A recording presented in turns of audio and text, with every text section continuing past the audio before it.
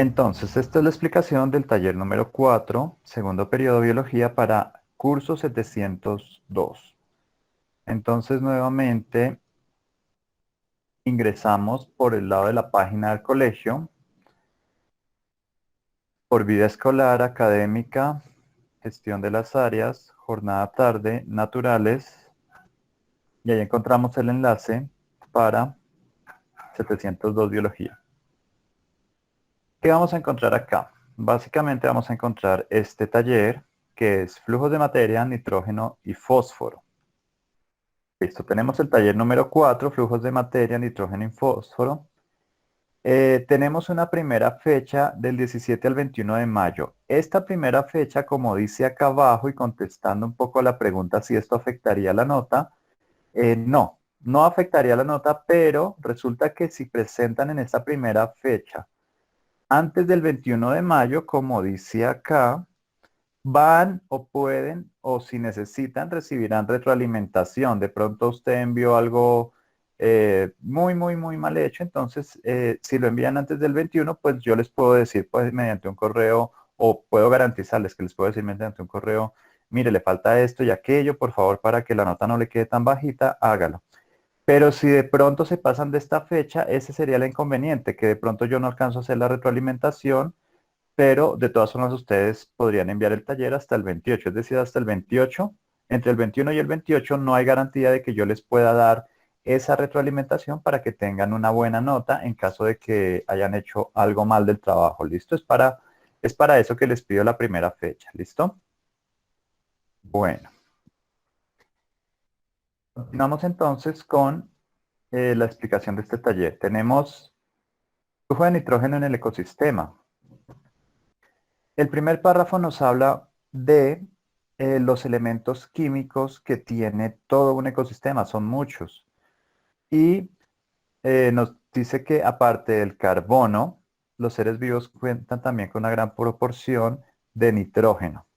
Estos nitrógenos se encuentran en forma de nitratos cuando están oxidados, como vemos acá, y es transformado por las plantas a grupos de aminoácidos. ¿Qué significa esto? Que este nitrógeno que se encuentra en el suelo, la planta lo convierte en proteínas.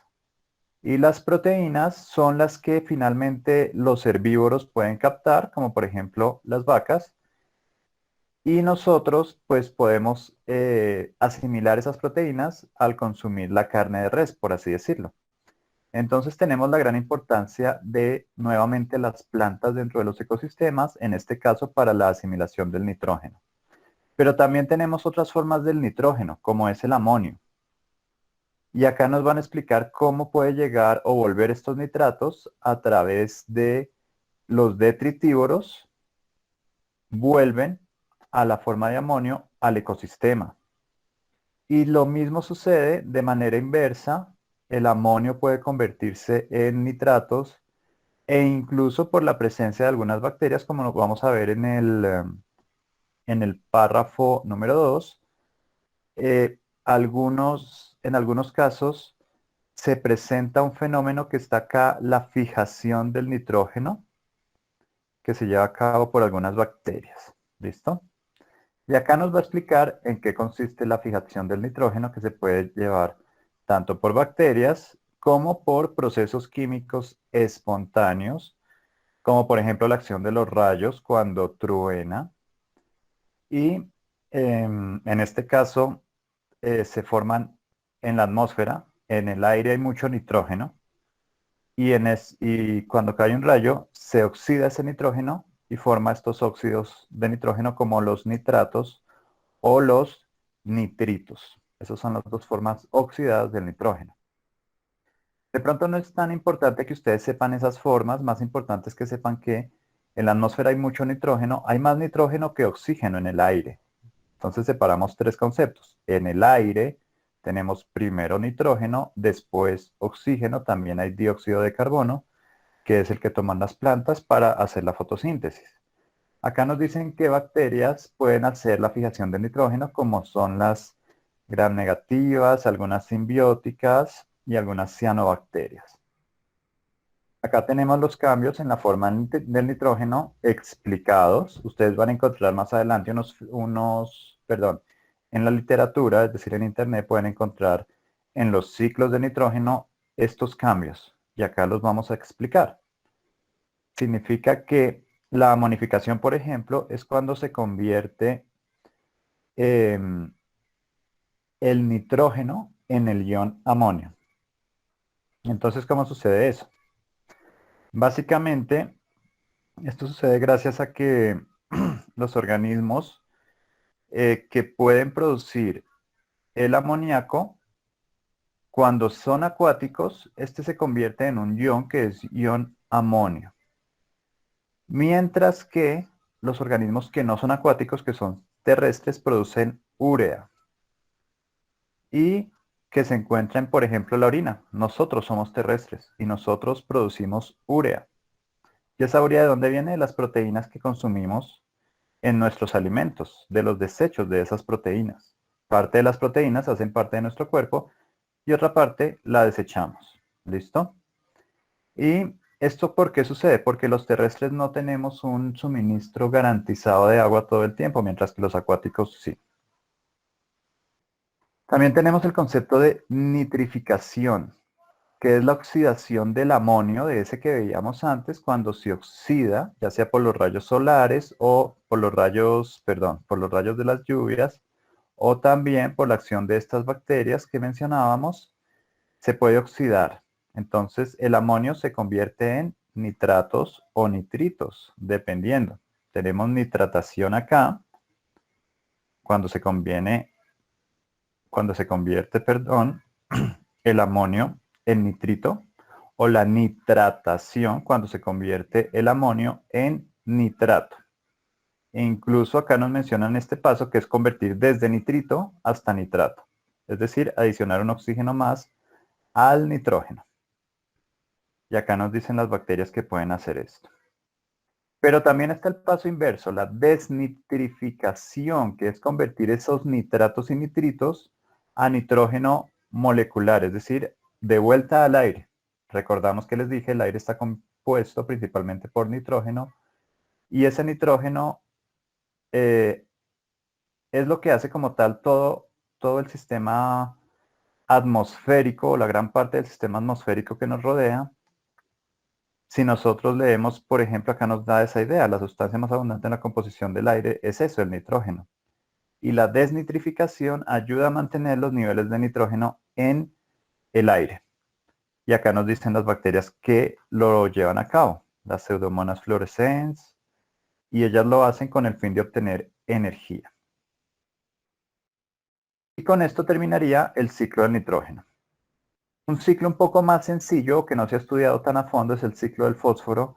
El ciclo del fósforo es más sencillo porque solo hay una forma de fosfato como tal en los seres vivos, que es el fosfato inorgánico. Es un átomo de fósforo rodeado por átomos de oxígeno, y por cada átomo de fósforo se encuentran 4 átomos de oxígeno, uno con doble enlace a su alrededor, lo que genera una sustancia polar que hace parte de gran cantidad de la biomasa de las plantas, y en nosotros tiene gran importancia para la transferencia de energía y de algunas enzimas. Eso lo vamos a ver acá más adelante. Por ejemplo, en el ADN hay mucho fósforo en nuestro ADN, es decir, en el núcleo de nuestras células se maneja gran cantidad de fósforo. En el ARN, en el ATP, recordamos que es uno de los nucleótidos fundamentales para la obtención de energía. Recordemos que veíamos el año pasado que la mitocondria sintetiza, es decir, arma moléculas de ATP,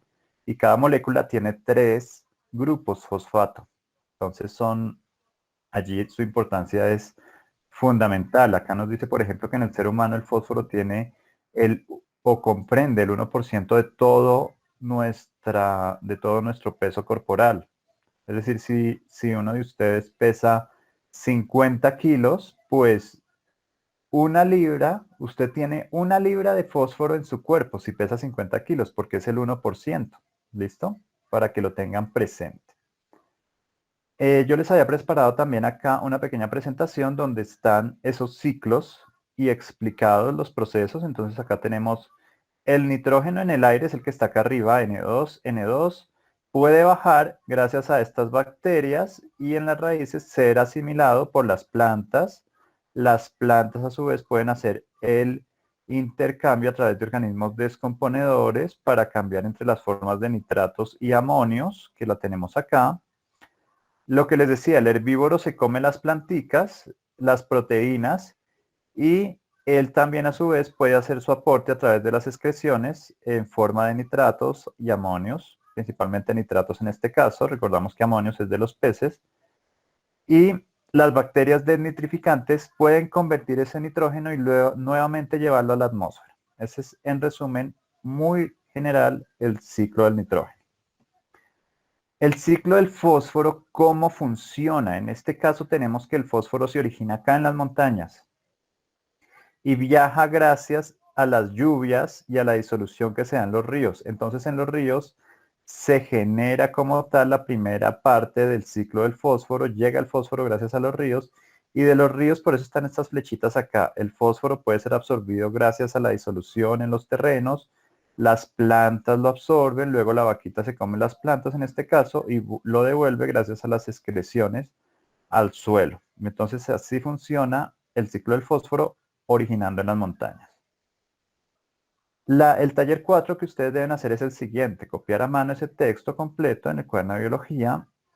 Segundo, hacer un dibujo de un ecosistema y señalar su flujo de nitrógeno con todos los pasos. Tercero, hacer un dibujo de un ecosistema distinto al anterior y señalar el flujo de fósforo en él. ¿Cómo harían? Pues ustedes buscan un ecosistema como este y van señalando cómo se puede presentar el flujo de nitrógeno. En este caso, podemos representar una parte un poquito más vacía donde digamos, bueno, acá hay aire, es decir, hay N2, que es el nitrógeno puro. Las bacterias pueden ayudarnos a hacer el proceso de nitrificación para que las plantas absorban ese nitrógeno, las plantas lo toman. De pronto acá tenemos a los roedores que se comen las plantas y acá este animal que se come a los roedores, no sé si lo alcanzan a ver, lo voy a acercar un poquito más. Y allí está, en todos ellos hay parte del nitrógeno, perdón, que se viene transportando desde el aire. E igualmente ellos cuando dejan sus excreciones, pueden haber también bacterias desnitrificantes que devuelven ese nitrógeno al aire para obtener energía. También pueden escoger un ecosistema de este tipo acuático para explicar los mismos procesos. De pronto el ecosistema acuático les va a funcionar un poco mejor para explicarlo del ciclo del fósforo, por lo que les decía, el fósforo inicia en las montañas y viaja gracias a la escorrentía, a las lluvias, a los otros ecosistemas. Entonces, en estos ecosistemas el fósforo puede llegar en este caso no hay representados productores primarios, pero serían los colares o las corales, perdón, o las praderas marinas en el fondo, en los cuales hacen las fotosíntesis y absorben ese nitrógeno que viene de las montañas, y después los animales, al consumir esas plantas, pues sencillamente hacen parte del nitrógeno, lo toman, lo componen, como les decía, en el caso de los seres humanos, ese 1%, perdón, del fósforo, ese 1% del fósforo de su cuerpo, y posteriormente en las heces vuelve ese fósforo al resto del ecosistema. ¿Listo? Entonces la idea es hacer eso, tomar uno de estos dibujos, puede ser un ecosistema terrestre o acuático, y señalar en ellos, en uno de ellos, el flujo de nitrógeno, en otro de ellos, el flujo de fósforo. Con eso terminamos esta pequeña explicación del taller número 4. Los enlaces se los voy a poner, como siempre, en el blog.